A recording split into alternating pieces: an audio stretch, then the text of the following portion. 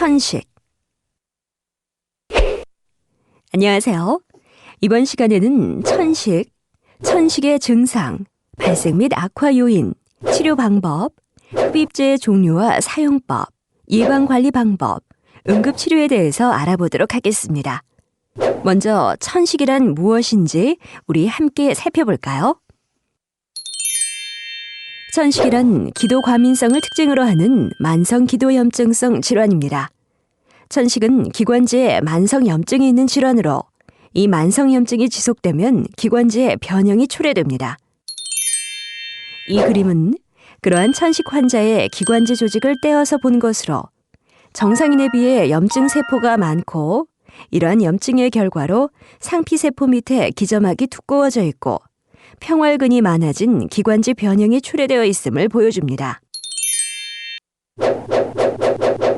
이번에는 천식의 증상에 대해 살펴볼까요? 천식의 증상으로 천식이 있으면 가슴이 답답하고 숨이 찹니다. 숨 쉴 때 가슴에서 쌕쌕거리는 소리나 휘파람 소리가 납니다. 그리고 밤이나 새벽에 기침이 심해집니다. 운동 후에 기침이 나빠지고 가슴에서 쌕쌕거리는 소리나 휘파람 소리가 납니다. 아이들의 경우 감기만 걸리면 쌕쌕거리고 호흡이 곤란하거나 기침이 심한 경우 천식을 의심할 수 있습니다. 또한 감기에 걸려서 병원을 방문 시 의사로부터 자주 기관지 소리가 좋지 않다, 천식기가 있다고 들은 경우 천식을 의심할 수 있습니다. 다음과 같은 증상을 보이면 천식이 갑자기 나빠지는 것으로 이것을 천식 발작이라고 합니다. 첫째, 기침이 심하게 납니다. 둘째, 가슴이 답답하고 숨쉬기가 힘들어집니다. 셋째, 말하기가 점차 어려워집니다. 넷째, 숨을 쉴 때 쌕쌕거리는 소리가 납니다. 다섯째, 맥박이 빨라집니다. 여섯째, 심하면 입술과 손가락이 파랗게 변할 수 있습니다. 일곱째, 응급약제를 사용해도 효과가 이전에 비해 약합니다. 천식 발작은 금세 좋아지는 경우부터 생명을 위협할 정도로 심한 상태까지 다양합니다. 그러면 천식은 왜 걸릴까요? 이번에는 천식의 발생 및 악화 요인에 대해서 알아보도록 합시다. 천식의 발생 요인으로 알레르기 체질인 유전적 요인과 진먼지 진드기 및 바퀴벌레, 꽃가루, 곰팡이, 애완동물 비듬과 털, 음식물과 첨가물 등의 환경인자의 상호작용에 의해 발생합니다. 이러한 천식을 악화시키는 요인으로는 여러 가지가 있습니다.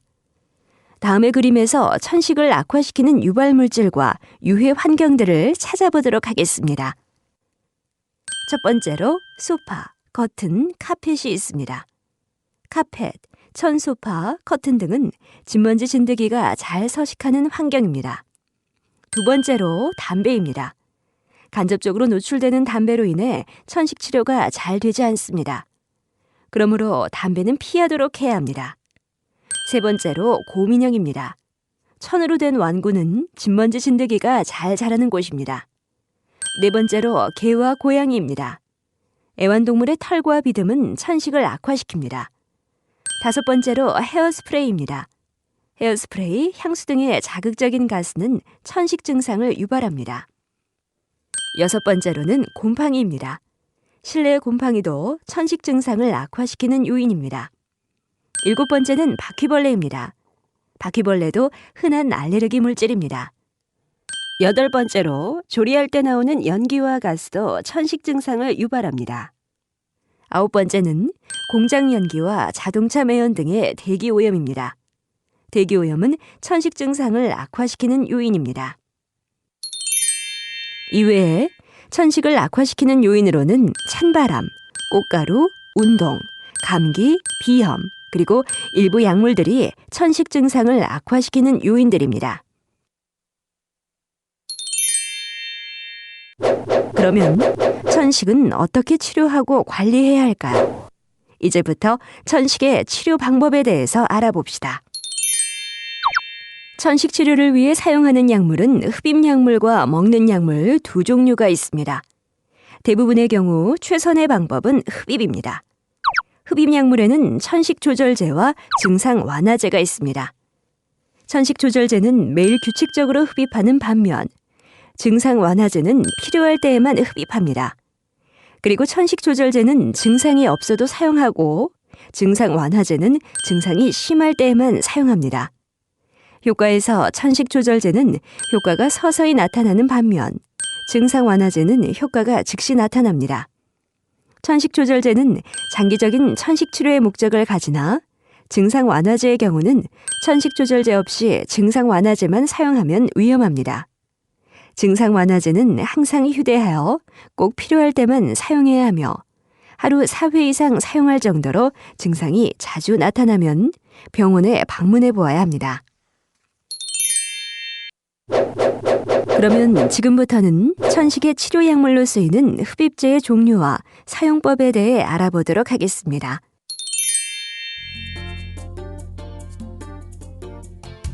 첫 번째로 정량식 흡입기가 있습니다. 정량식 흡입기는 통을 아래로 누르고 동시에 길로 천천히 호흡한 후 약 10초간 숨을 참아야 하기 때문에 사용이 어려울 수 있습니다.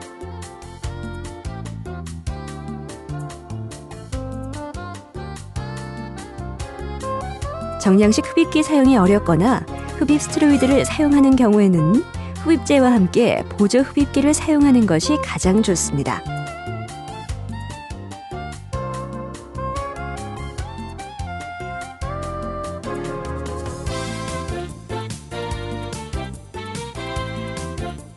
이때 주의할 점은 사용 전에 항상 흡입기를 흔들어야 합니다.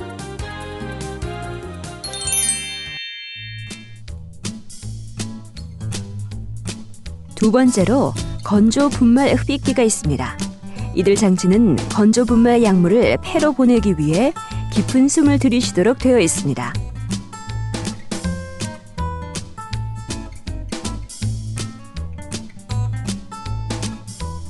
디스커스는 장치에 얼마나 많은 약물이 남아있는지 숫자로 보여줍니다.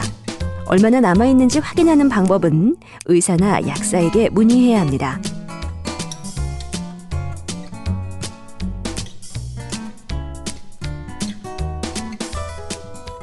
주의할 점으로는 건조 분말 흡입기는 흡입구에 대고 숨을 불어넣지 않도록 해야 합니다. 세 번째로 네뷸라이저가 있습니다.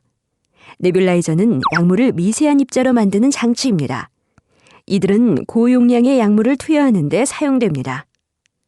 대부분의 사람들은 집에 네뷸라이저를 가질 필요가 없습니다. 대개 심한 천식이나 2세 이하의 어린이의 경우에 사용됩니다. 흡입제와 보조 흡입기를 사용하면 약물을 빨리 잘 전달할 수 있습니다. 네뷸라이저를 통한 유사한 용량이 보조 흡입기를 통해 주어질 수 있습니다. 이외에 소아, 노인 환자를 위한 보조 흡입기가 있습니다. 보조 흡입기는 안면 마스크나 흡입구를 통해 정량식 흡입제 약물을 흡입하는 것입니다. 도움이 되는 이유는 첫째, 흡입 스테로이드를 쓸 때는 부작용이 적습니다. 둘째, 누르고 숨쉬는 타이밍이 완벽하지 않아도 돼 사용이 쉽습니다. 셋째, 누르면서 동시에 흡입해야 하는 흡입제를 사용하기 힘든 경우, 특히 보다 많은 약물이 폐로 가게 할 수 있습니다. 보조 흡입기 사용 시 5번 호흡을 하여야 합니다. 이런 보조 흡입기는 모양과 크기가 다양하며 약물 유형과 연령에 따라 선택합니다. 2, 3세 이하 아동의 대부분은 보조 흡입기를 안면 마스크와 함께 써야 합니다. 보조 흡입기 사용 시 호흡 횟수는 5번으로 통일합니다. 이번에는 천식의 예방관리법에 대해 알아보도록 하겠습니다. 천식을 예방관리하기 위해서는 다음의 예방수칙을 지켜야 합니다. 금연을 하시고 담배 피는 옆에도 가지 않아야 합니다. 천식 환자에게 운동을 제한할 필요는 없습니다. 규칙적이고 꾸준한 운동은 심폐기능을 강화시킵니다. 그리고 운동 전에 증상 완화제를 미리 흡입하고 평소에 약물 치료로 천식을 조절할 경우 예방 가능합니다. 운동과 사회활동에 적극 참여하도록 하는 것이 좋습니다. 정상 체중을 유지하도록 합니다. 비만은 천식의 발생을 증가시키며 증상 조절이 어려워지는 원인이 됩니다. 비만을 예방하고 정상 체중을 유지하기 위해서는 영아의 경우 모유 수유가 좋습니다. 그리고 규칙적이고 꾸준한 운동을 하여 적절한 체중을 유지해야 하며 적정량의 채소, 과일을 섭취하여 식이 조절을 해야 합니다. 천식을 예방하기 위해서는 손 씻기를 잘해야 합니다. 이는 독감과 독감 예방에 좋습니다. 손 씻기 외에 독감과 독감 예방을 위해서는 예방접종을 하는 것도 좋습니다. 그리고 실내는 깨끗하게 청소하고 청결을 유지해야 합니다. 실내를 청결히 해야 하는 이유로는 천식을 악화시키는 실내의 흡입 알레르겐을 제거하기 위함입니다. 이런 천식을 악화시키는 실내의 흡입 알레르겐으로는 진먼지 진드기가 있습니다. 진먼지 진드기가 생기지 않게 하려면 하루에 1시간 이상 창문을 열어 실내 온도를 낮춥니다. 그리고 침구류와 의류는 진먼지 진드기를 제거하기 위하여 1, 2주에 한 번씩 뜨거운 물로 세탁합니다. 카펫이나 천으로 씌운 가구는 없애도록 하며 실내 바닥은 목재나 장판을 이용합니다.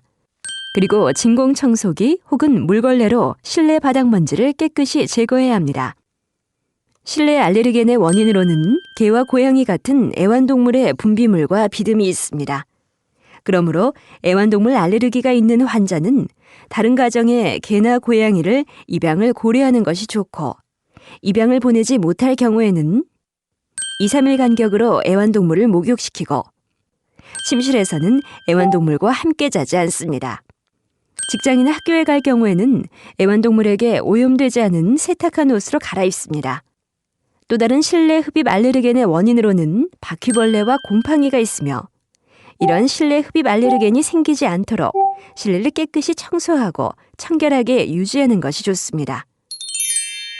천식을 예방하기 위해서는 공해나 황사가 심한 날은 외출을 삼가거나 마스크를 착용하도록 합니다. 이번에는 천식의 응급치료에 대해 알아보도록 하겠습니다.